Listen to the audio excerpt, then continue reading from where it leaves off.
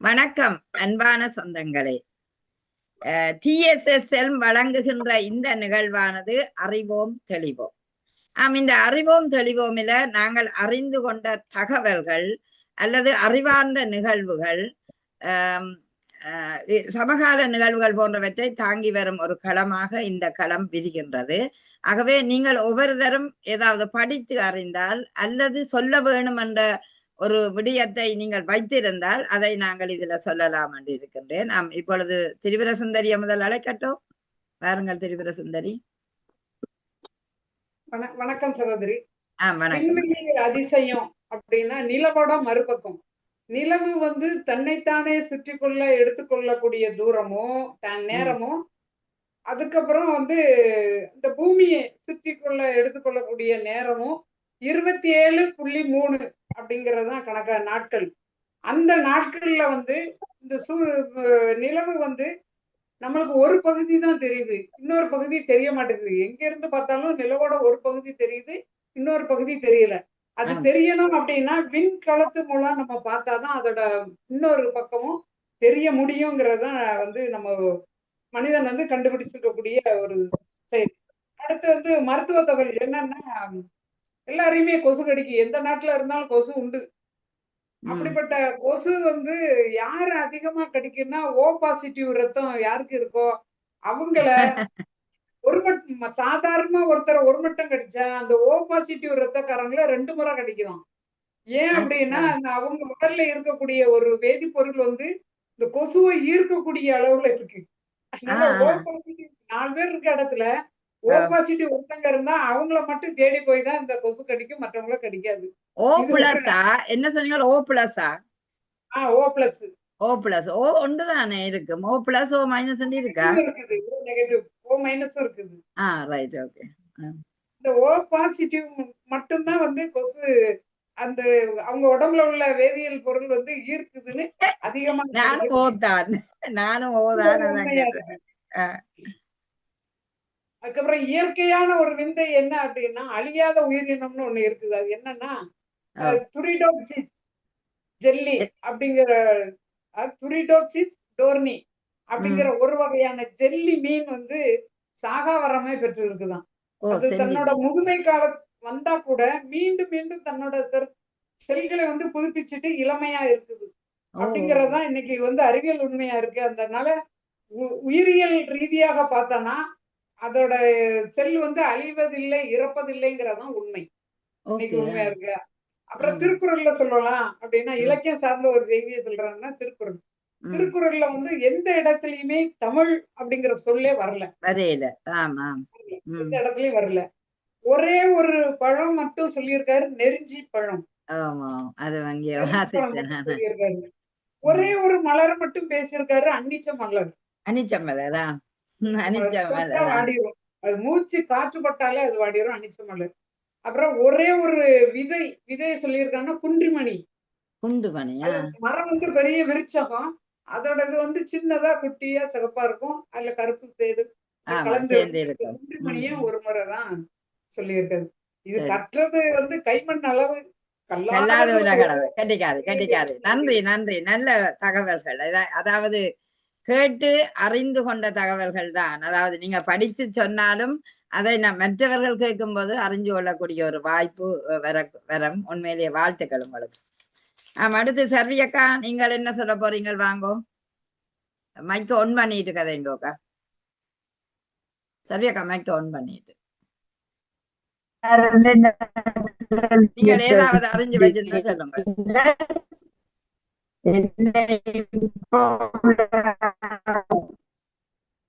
சர்வியக்கா உங்களோட சொல்ல வேண்டியதோ கணக்க இருந்தாலும் சொல்ல. இப்ப சரி, இப்ப கதைங்க.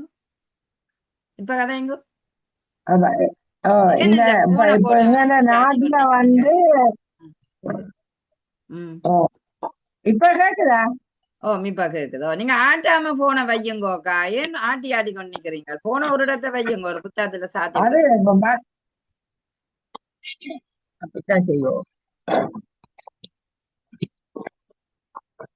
நீங்க ஆட்டி கொண்டு நிக்கிறீங்க போன அதால கிளியர் இல்லாம இருக்கு. ஆஹ் இப்ப சொல்லுங்க. ம். கண்டதும் கேட்டதும் சொல்லி இப்ப முந்தைய ஒரு காலத்துல இருந்தார்கள் அறிஞர்கள் புலவர்கள் என்று சொல்லி அப்ப எல்லாத்தையும் ஒரு சமுதாயத்தின் ஒரு விழிப்புணர்வாகவும் உலக அதாவது ரீதியில விழிப்புணர்வாகவும் எல்லாத்தையும் தந்தார்கள். இப்ப தார ஒவ்வொரு விழிப்புணர்வும் நெஞ்ச தாக்குற ஒரு விழிப்புணர்வுகளா இருக்கு. அங்கு ஒரு பிரச்சனை என்றால் அது ஒரு நல்ல ஒரு சுகமான ஒரு சாந்தமான ஒரு உதக செய்யாம இருக்கு. ஏன்னு சொன்னா எங்கேயும் சண்டை சச்சரவு நிம்மதி இல்ல போல முறை கற்பழிப்பு முந்தி மத வேறுபாடுகள் இருந்தது. அந்த மத வேறுபாடுகள் கூட ஒற்றுமைக்கு வந்துட்டுது. இப்ப ஒவ்வொருத்தரும் இப்ப ஒரு கொஞ்சம் நாளைக்கு முன் ஒரு மதம் உருண்டவே 2 புள்ளிகளை பெருத்தாரு சொல்லி அவர் ஆஸ்பத்திரியில விட்டுருக்காரு. அப்ப இதுல கண்டதும் கேட்டதும் இப்ப நாங்கள் பார்த்து கொண்டிருக்கிறது என்னன்னா தர்மம் செய்தார் என்று கேட்கிற இல்லை, அவர் அப்படி ஒரு அறமான வாழ் என்று கேட்கிற இல்லை. கூடுதலாக நாங்கள் கேட்க வேண்டிய ஒரு இத பொதுவாக சொல்ல போனா கலியுகத்தின் ஒரு முத்திய பருவம். ஒரு மாங்காய் ஒரு கனி ஒரு காய் கனியாகி பழுக்கிறதுக்கு ஒரு பருவம் இருக்கு. அதான் ஒரு முற்றல் பருவம்.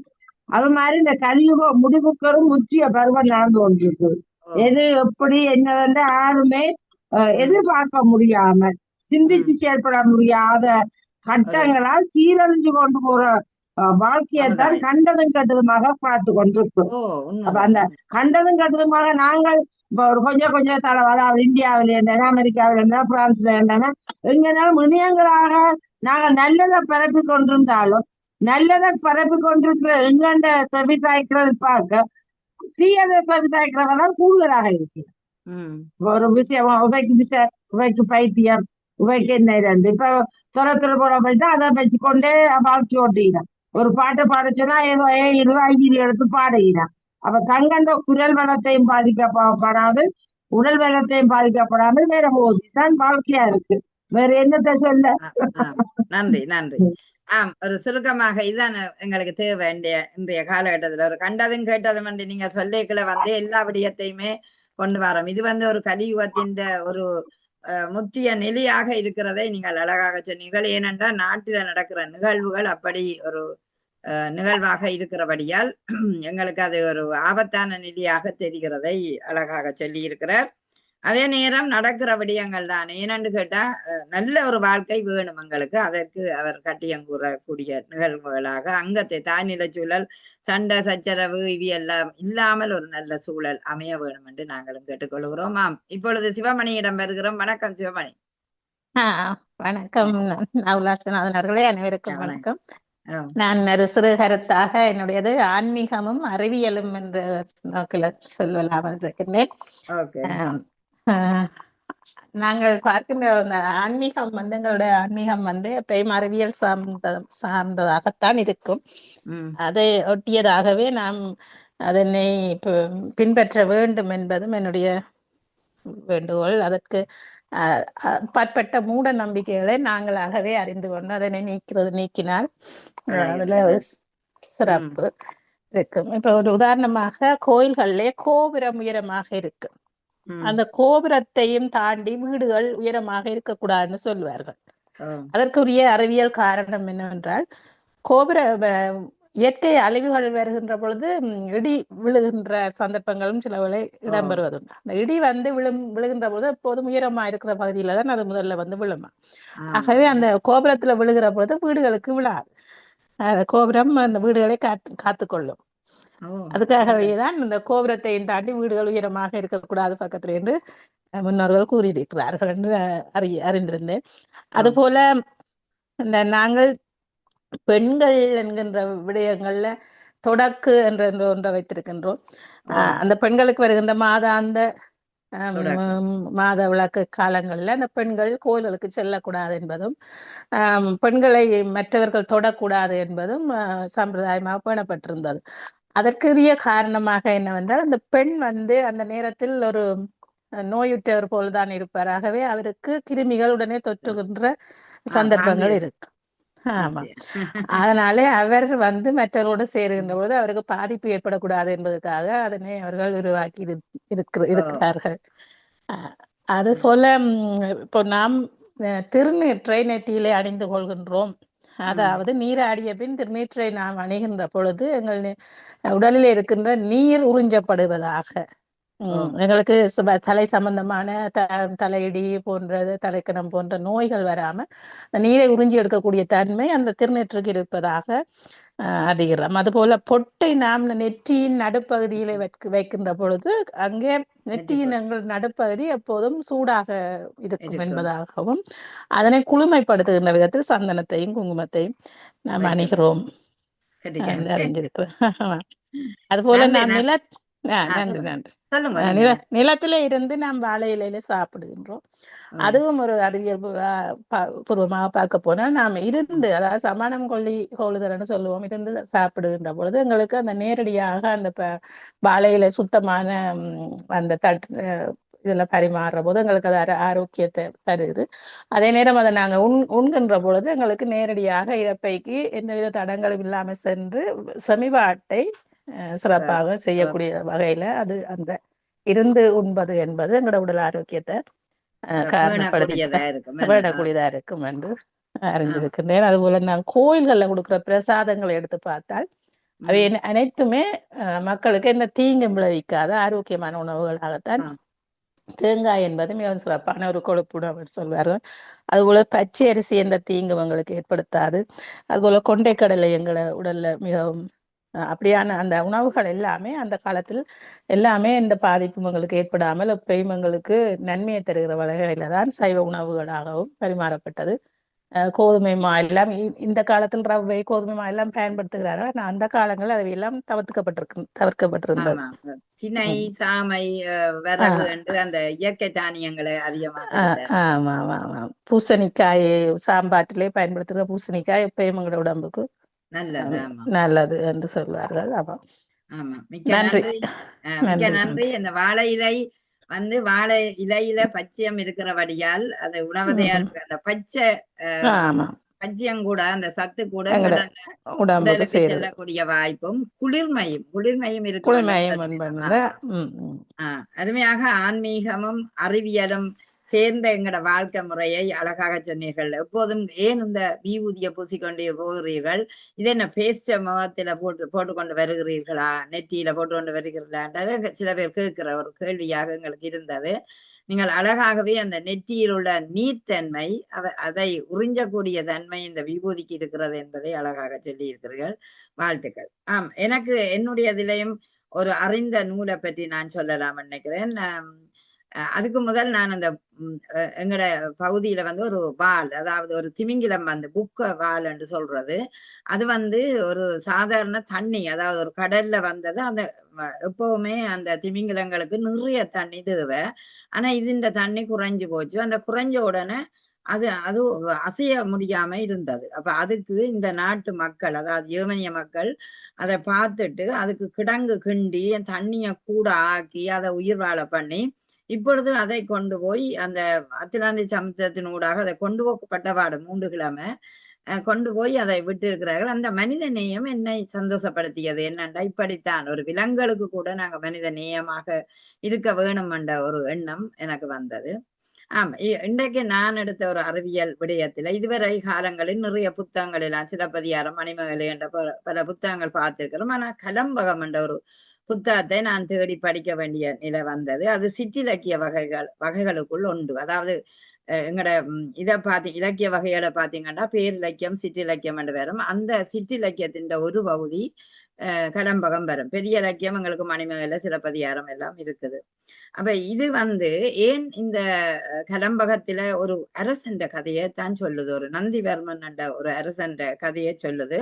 என்ற அவருடைய புகழ்வார 3ஆம் நந்திவர்மன், 3 நந்திவர்மன் இருந்தவையாம். இதுல 3வது நந்திவர்மன் தான் கடைசி காலங்கள்ல இருந்தவர். அப்ப அவருடைய கதையை கூறுற ஒரு நூல். ஆனா இந்த நூலை எழுதியவற்ற பேர் இதுவரையில அறியப்படவில்லையாம், அவற்ற பேர் தெரியவில்லை.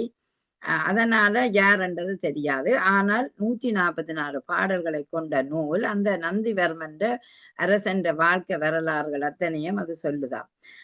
என்னென்றால் அந்த நூல் ஒரு வீரமும் நகைச்சுவையும் உணர்வும் கொண்ட ஒரு நூலாக இருக்கிறது. அந்த ஒவ்வொரு பாடல்களும் சொற்சுவ பொருட்சுவ நல்ல இனிமையான சந்த வடிவில இருக்கின்றபடியால் அது ஒரு விருத்த பாடலாகவே இருக்கின்றது. சில பாடல்கள் வெண்பா கலிப்பாவிலும் இருந்தாலும் விருத்த பாடல்களா இருக்கின்றது.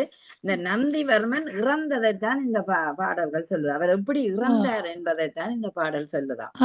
தனியே இறந்ததை பற்றி. ஓ ஓ ஓ வானூர், அதுல வானூறு மதியை போல என்றுதான் அந்த பாடல் தொடங்குது. அருமையான ஒரு பாடல். வானூறு மதியை போல நல்ல ஒரு பாடல். நான் அந்த பாடலை உங்களுக்கு ஒரு முறை சொல்லிட்டு அங்கால போறேன். வானூறு மதியை அடைந்தது உன் வதனம். உன் வதனமே அந்த மேல இருக்கிற சந்திரன் முகத்தை போல அங்கு போய் ஒன்று அடைஞ்சிருக்கிறன்றதும், அடுத்தது மறிகடல் புகுந்தது உன் கீர்த்தி. உன்ற போலெல்லாம் கடலை போல பெரியது என்று சொல்லுகிறார்.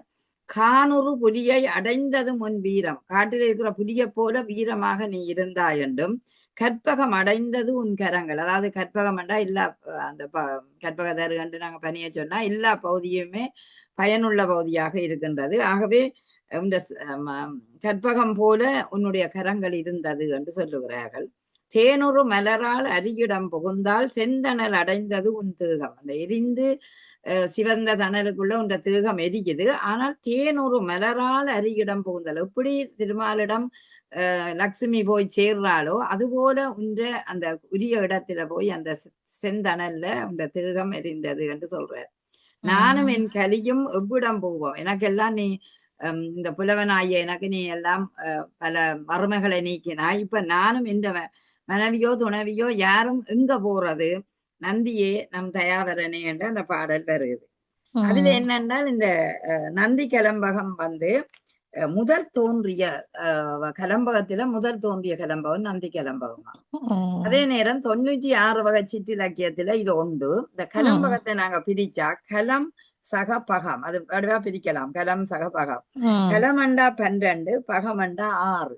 ஆகவே ரெண்டையும் சேர்த்தமண்டா 18 உறுப்புகள் இதுல இருக்குதாம். அந்த நந்தி கலம்பகத்துல, அந்த கலம்பகத்துல 18 உறுப்புகள் இருக்கு. இறைவனையும் மன்னனையும் பாடுவதுதான் இந்த கலம்பகம். ஏண்டா அம்மனை பாடுவினம். அம்மனை ஊஞ்சாலாட்டை எல்லாம் பாடுவது ஒரு விருத்தம் அல்லது வெண்பாவில. அம்மனையும் அல்லது மன்னனையும் பாடுவதுதானாம் கலம்பகம். ஆகவே இந்த கலம்பகத்தை பற்றி நான் அறிந்ததோட பகிர்ந்தேன். நன்றி. மிக்க நன்றி, மிக்க நன்றி. எல்லாரும் ஒரு குறுகிய நேரத்துல நாங்கள் மிக சிறப்பாக ஒரு சின்ன விடயத்தை அறிவோம் தெளிவோம் என்ற விடயத்தின் ஊடாக பல விடயங்களை அறிந்திருக்கிறோம். அதாவது அறிவியல் தகவல்கள், ஆன்மீக தகவல்கள், அதே நேரம் நாங்கள் ஒரு நூலை பற்றின தகவல்களையும் அறிந்தது உண்மையிலே மட்டற்ற மகிழ்ச்சி. உங்கள் அனைவருக்கும் மனமார்ந்த என் வாழ்த்துக்களையும் நன்றியையும் தெரிவித்துக் கொண்டு விடைபெறுவோம். நன்றி, நன்றி, வணக்கம்.